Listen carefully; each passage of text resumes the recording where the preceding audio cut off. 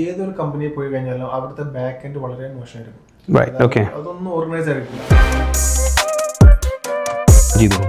ഷറഫിന്റെ കമ്പനിയിൽ എങ്ങനെയാണ് ഇതൊക്കെ ചെയ്യുന്നത്? നമ്മൾ core data centre related IT ആ ഒരു സെക്ഷൻ മാത്രം നമ്മൾ എടുക്കുന്നത്. നമ്മൾ CCTV നമ്മൾ ചെയ്യുന്നില്ല, കംപ്ലീറ്റ് കുറവാണ്. ചെയ്യുന്നില്ല. നമ്മുടെ രണ്ട് മേഖലയിലാണ്. IT തന്നെയാണെങ്കിൽ നമ്മൾ രണ്ട് മേഖലയിലാണ് ചെയ്യുന്നത്.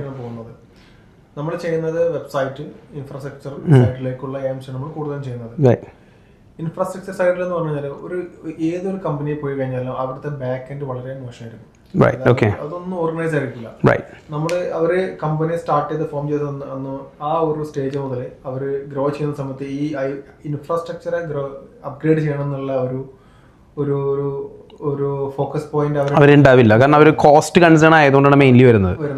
പിന്നെ അത് ഒരു ആക്സിഡൻഷ്യൽ പോയിന്റിൽ എത്തുമ്പോഴാണ് പിന്നെ ഇവർ ഇതിനെ കുറിച്ച് ചിന്തിക്കുന്നത്. അപ്പൊ അതിന് അവർക്ക് ടൈം ടു ടൈം അവർക്ക് അപ്ഡേറ്റ് കൊടുക്കാനും അതിന്റെ ഒരു പ്രോഗ്രസ് റിപ്പോർട്ട് കൊടുക്കാനും അവരുടെ ഇൻഫ്ര എത്രത്തോളം ഹെൽത്തി ആണെന്ന് അവർക്ക് അറിയില്ല.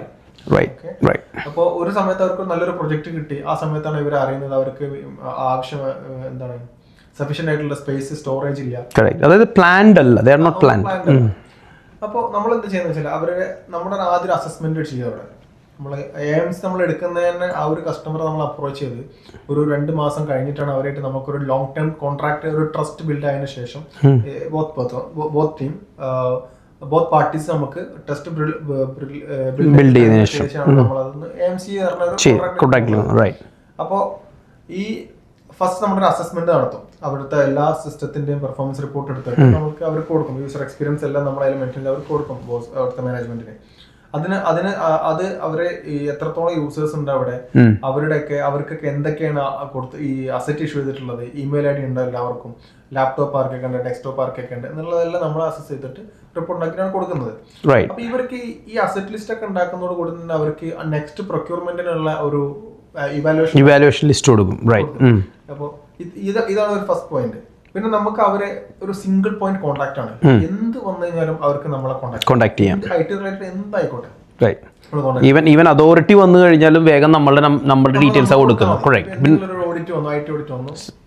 അതായത് നമ്മൾ കൊടുക്കുന്ന ഒരു ടെൻഷൻ ഫ്രീ ആയിട്ടുള്ളൊരു ലൈഫാണ് അവർക്ക് നമ്മൾ പ്രോമിസ് ചെയ്യുന്നത്. ലൈക്ക് എനി അതോറിറ്റി ഇമ്പോർട്ടൻ്റ് ആണ്. പ്രത്യേകിച്ച് മെഡിക്കൽ സെൻറ്റേഴ്സുകൾ അതോറിറ്റി ഇമ്പോർട്ടൻ്റ് ആണ്.